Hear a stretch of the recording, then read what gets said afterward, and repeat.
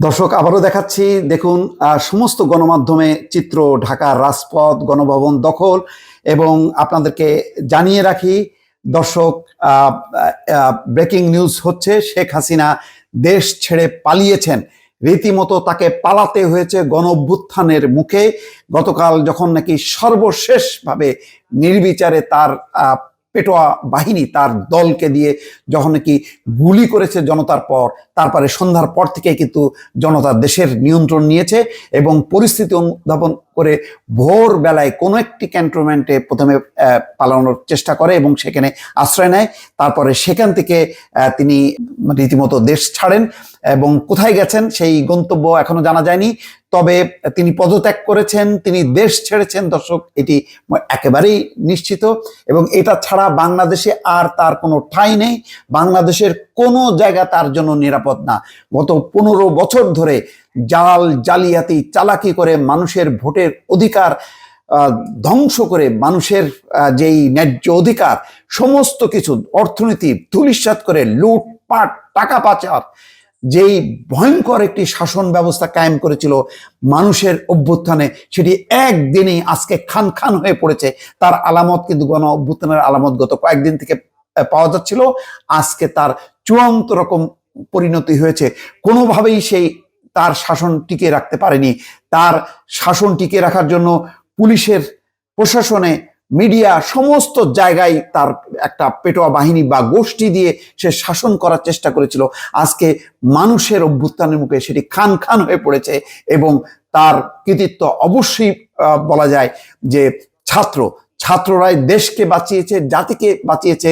দেশের গণতন্ত্র, সংবিধান এবং নতুন একটি রাষ্ট্র সংস্কারের যে স্বপ্ন দেখিয়ে তারা বাংলাদেশের পতাকা মাথায় দিয়ে, হাতে পতাকা নিয়ে তারা জীবন বাজি করে লড়াই করেছে। এবং এই লড়াইতে গত কয়েকদিনে কত মানুষ মারা গেছে, কত মায়ের বুক খালি হয়েছে, কত বাবা তার সন্তান হারিয়েছে, কত বোন তার ভাই হারিয়েছে, কত ভাই তার বোনকে, তার কোনো ইয়াত্তা নেই। শেষ পর্যন্ত রক্তের বিনিময়ে যেমন বাংলাদেশে স্বাধীনতা অর্জিত হয়েছিল, তেমনি রক্তের বিনিময়ে স্বৈর শাসনের পতন হয়েছে।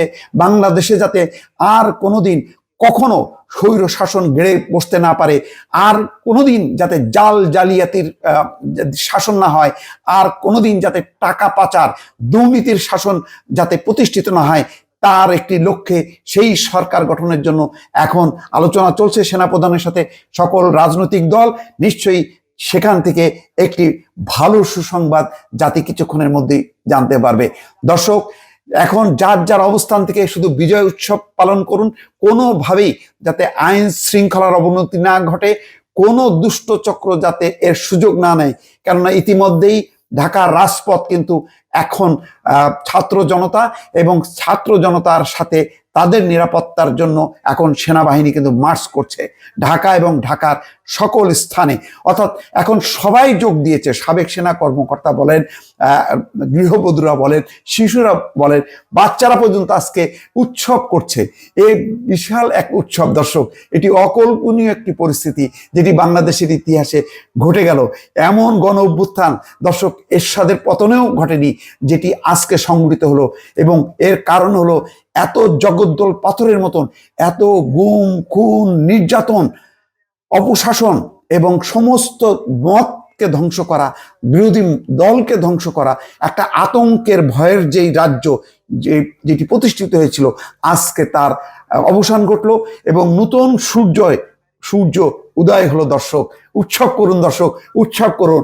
এখন উৎসব এবং নতুনভাবে দেশ গড়ার প্রত্যয় নিয়ে সবাই সংকল্পবদ্ধ হন যে যার যার অবস্থান থেকে সবাই দেশকে ভালোবাসবে, দেশকে গড়বে এবং শোষণ বঞ্চনার অবসান হবে, সবার অধিকার প্রতিষ্ঠিত হবে, সবাই যাতে মত প্রকাশের স্বাধীনতা পায় সেই ব্যবস্থা কায়েম করার একটি প্রত্যয় যদি জাতির মধ্যে সঞ্চারিত হয়, নিশ্চয়ই আবার দেশটা রিবিল্ড করা যাবে। দর্শক, ভালো থাকবেন। আল্লাহ হাফেজ।